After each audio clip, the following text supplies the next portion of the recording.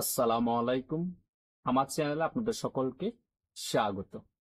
আজকে রাতে NCP, BNP এবং জামাতের সাথে ডক্টর ইউনূসের বৈঠক হওয়ার কথা ছিল এবং বৈঠক হয়েছে।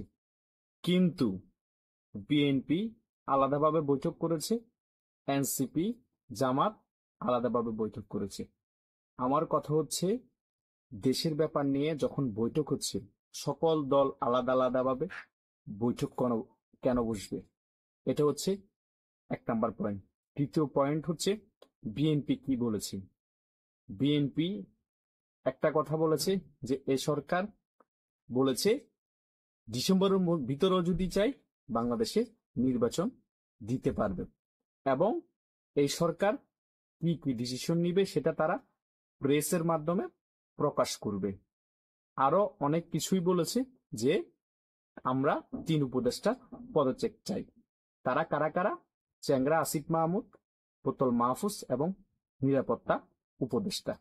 তাদের এই বক্তব্যের পাল্টা কাউন্টারে অনেক ছাত্ররা, এনসিপি নেতারা গতকালকেও বলেছে এবং আজকে অনেকে বলছে যে ছাত্রদের প্রতিনিধি ডক্টর ইউনূসকে প্রধান উপদেষ্টা বানিয়েছে।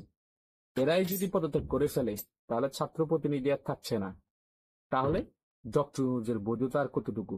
আর ডক্টর ইউনূস যদি পদত্যাগ করে তাহলে আমরা বিপ্লবী সরকার ঘোষণা করব। তার মানে এই বৈঠকে কোনো ফলাফল সামনে আমরা দেখতে পাবো না। জাস্ট পরিস্থিতি ঠান্ডা করার জন্য সকলকে আমন্ত্রণ করানো হয়েছিল, এবং মেইন রিজন হচ্ছে বিএনপি কে ঠান্ডা করানোর দরকার ছিল, ডেকে এনে ঠান্ডা করিয়ে ফেলেছে।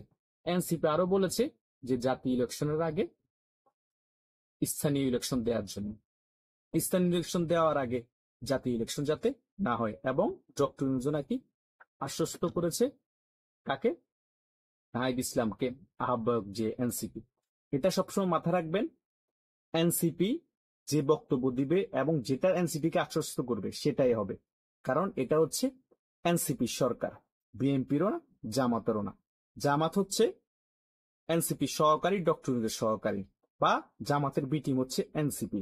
যে লাউ সেউ সে কদু, এটা সবসময় মাথায় রাখতে হবে। তা না হলে জামাত আর এনসিপি সামনাসামনি ভাবে বিএনপি সব বৈঠক করলো না কেন? তখন তো অনেক ব্যাপার উঠে আসতো, তখন অনেক কিছু ক্লিয়ার হতো। তার মানে বিএনপির সাথে আগে বৈঠক বসেছে।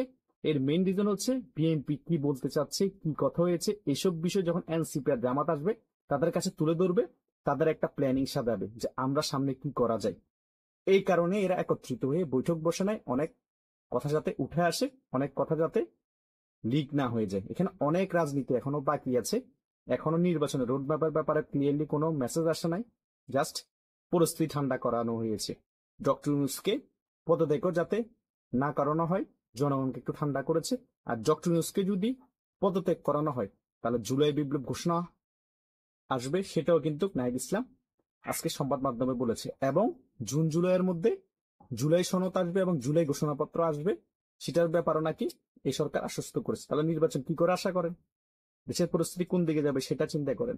বিএনপি কে ঠান্ডা করার দরকার ছিল, কদু লাউ মিষ্টি মূলা জুলাই দেওয়ার দরকার ছিল, জুলাই দিয়েছে। এখন বিএনপি কিছুদিন ঠান্ডা থাকবে আর এই সরকার একটু গোছাই নিবে। আর আর্মির সামনে কি পদক্ষেপ হবে নির্বাচন না দিলে, সেটাও দেখার বিষয় আছে। অধৈর্য হবেন না, গুজবে কান দিবেন না। পরিস্থিতি কি একটু অবজার্ভ করুন। ধন্যবাদ সকলকে।